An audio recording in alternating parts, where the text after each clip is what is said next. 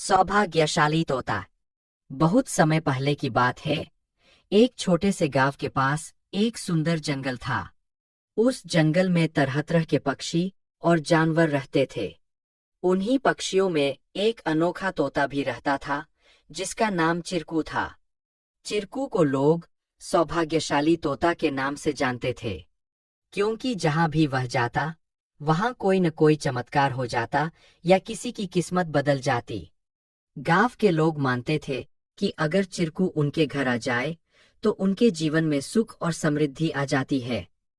चिरकू हमेशा खुश रहता और अपनी मधुर आवाज में गाने गाता।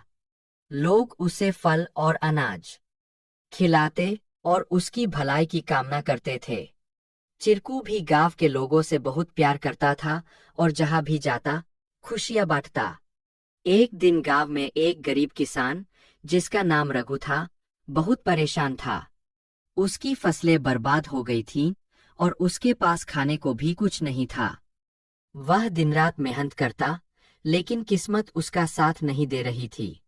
एक दिन रघु ने गांव के लोगों से चिरकू के बारे में सुना और सोचा कि शायद यह सौभाग्यशाली तोता उसकी भी मदद कर सकता है। रघु ने तय किया कि वह चिरकू से मिलकर अपनी किस्मत बदलने की विनती करेगा। अगले दिन वह जंगल की ओर चल पड़ा और चिरकू को खोजने लगा। बहुत ढूंढने के बाद उसे चिरकू एक पेड़ की डाल पर बैठे हुए मिला। रघु ने बड़े ही आदर के साथ कहा।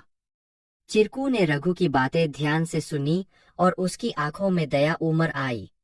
चिरकू ने अपनी चोंच में एक छोटी सी चमकती हुई पत्ती उठाई और रघु को देते हुए कहा, यह जादुई पत्ती है। इसे अपनी जेब में रख लो और जब तुम अपने खेत में काम करने जाओ तो यह पत्ती तुम्हारी किस्मत बदल देगी। रघु ने धन्यवाद कहा और वह पत्ती लेकर अपने घर लौट आया। अगले दिन वह अपने खेत में काम करने के लिए गया। जैसे ही उसने खेत में जुताई शुरू की, अचानक से बारिश होने लगी। उसकी सूखी जमीन हरी भरी हो गई और थोड़े ही समय में उसकी फसलें लहलहा उठीं। रघु की मेहनत सफल हुई और उसकी किस्मत सच में बदल गई। अब रघु के पास भरपूर अनाज था और वह फिर से खुशहाल जीवन जीने लगा।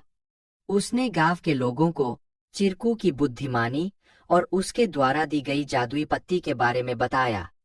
सभी लोग चिरकू की प्रशंसा करने लगे और उसे और भी अधिक प्यार देने लगे। लेकिन चिरकू ने रघु को एक बात कही थी। याद रखना, यह पत्ती सिर्फ तुम्हारी मेहनत का साथ देगी। अगर तुम मेहनत करना छोड़ दोगे तो यह भी अपना जादू खो देगी। रघु ने चिरकू की बात समझ ली और कड़ी मेहनत जारी रखी। धीरे धीरे उसकी स्थिति पहले से बहुत बेहतर हो गई। वह गांव के सबसे सफल किसानों में से एक बन गया, लेकिन उसने कभी यह नहीं भूला कि उसकी सफलता में चिरकू और उसकी मेहनत का कितना बड़ा हाथ था। कहानी से सीख। इस कहानी से हमें यह सीख मिलती है कि किस्मत भी उन्हीं का साथ देती है जो खुद मेहनत करते हैं।